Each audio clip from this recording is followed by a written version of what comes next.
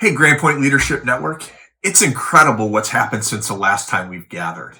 As leaders, we're facing a time that is unprecedented. We're trying to lead through something that has no pattern, has no track record. We're trying to feel our way through it as we go. But one thing I know is that when we come to the end of this crisis, we are either going to be better leaders or worse leaders because of how we handle it. As I've talked with several leaders over the last few weeks, I've realized leaders tend to handle this in two separate ways. The first way I call the head in the sand approach. It's leaders who basically bury their head, and you hear things like, when this gets over, we'll get back to normal. Or, I'm really just planning because when we get through this, then we can figure out what we're going to do.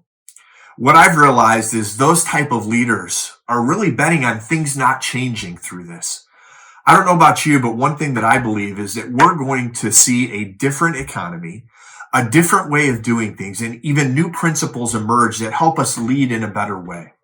The second type of leader we see is the leader who begins working harder than ever. They begin working long hours.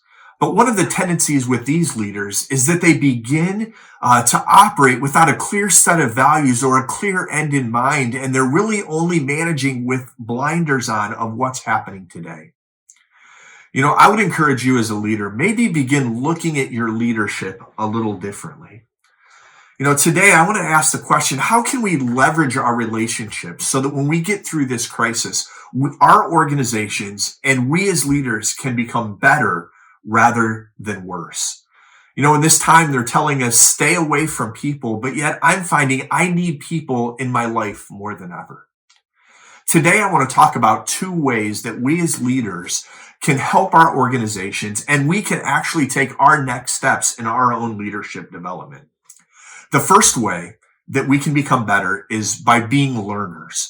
As a leader, I've heard this quote several times, and people have said it in different ways, but that the next wave of leadership is going to be dominated by those who are learners.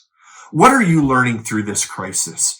I hope you're keeping a journal that talks about the different things that you're learning, the different applications you're making in your leadership journey, because I believe some of the things that we discover are going to help us become better into the future. Well, how can you be a learner? I believe one way is that you can collaborate with your teams. Begin talking with them about what they're learning, how they're learning. Seek wisdom from those within your organization and within your teams.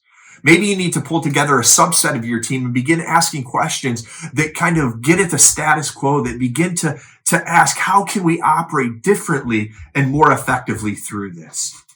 The second way that I believe you can be a learner is lean into those outside of your organization.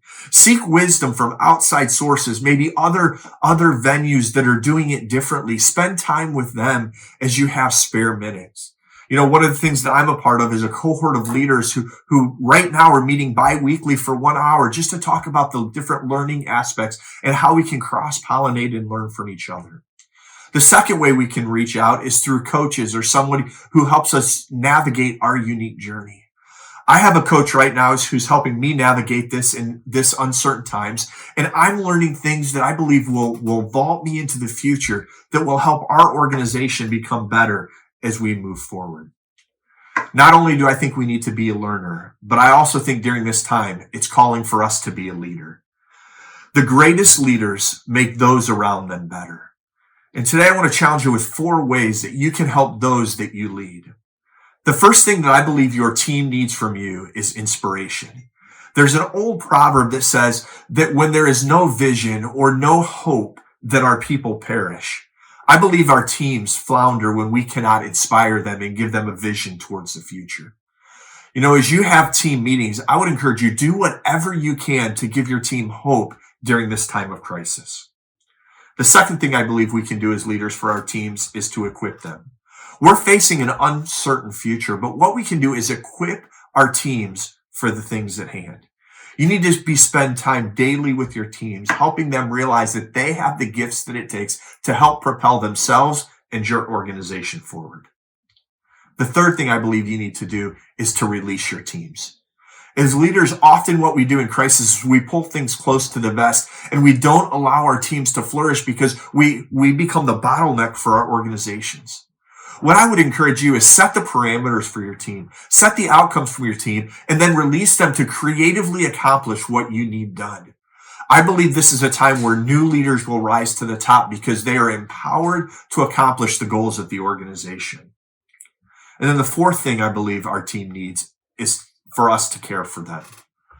We often forget this in times of crisis. We get in the mode of how do we get things done rather than how do we care for our team. Our teams, when they feel cared for and values, will produce much greater results than they will if they feel like we're only using them.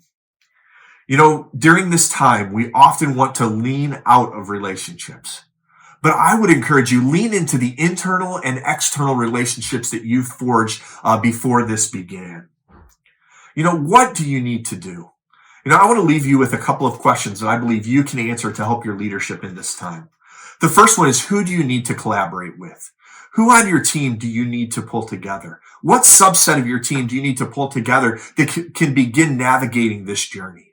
Or who do you need to contact that's outside of your organization? Maybe a coach or a cohort that's able to say, hey, you know what, we'll navigate this together.